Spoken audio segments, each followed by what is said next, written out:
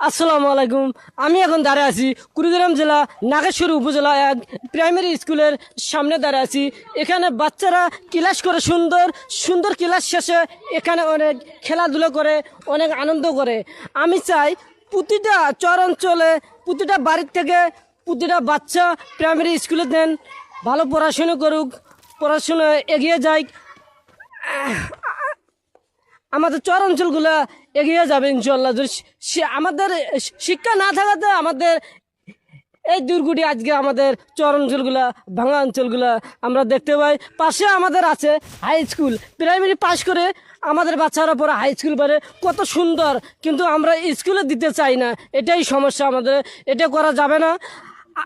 আপনারা স্কুলে দেবেন, ভালো কিছু দেশের জন্য হবে, এলাকার জন্য হবে, আপনাদের অনেক ভালো লাগবে। আশা করি অনেক সুন্দর হয়েছে। ধন্যবাদ। গাইজ, আপনারা সবাই কেমন আছেন? আশা করি সবাই ভালো আছো। আপনারা যদি চ্যানেল নতুন হয়ে থাকলে চ্যানেলটি সাবস্ক্রাইব করে দাও।